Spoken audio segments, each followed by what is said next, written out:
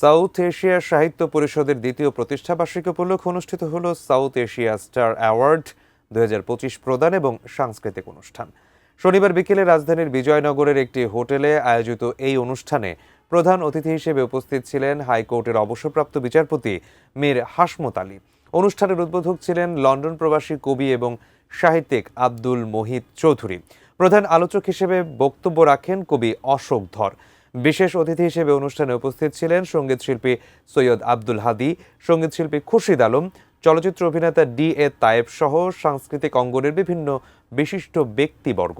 অনুষ্ঠানে সভাপতিত্ব করেন সাউথ এশিয়া সাহিত্য পরিষদের সভাপতি মোহাম্মদ আমজাদ হোসেন খান। পরে বিভিন্ন গুণীজনকে সাউথ এশিয়া স্টার অ্যাওয়ার্ড 2025 প্রদান করা হয়।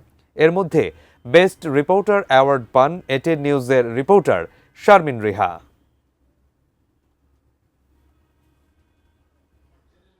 সাহিত্যের পাশাপাশি সাংবাদিকতাকে মূল্যায়ন করার জন্য আমি অনেক বেশি সম্মানিত বোধ করছি। আর আমি বিশেষভাবে স্মরণ করতে চাই এটিএন বাংলার চেয়ারম্যান ডক্টর মাহফুজুর রহমান স্যারের প্রতি।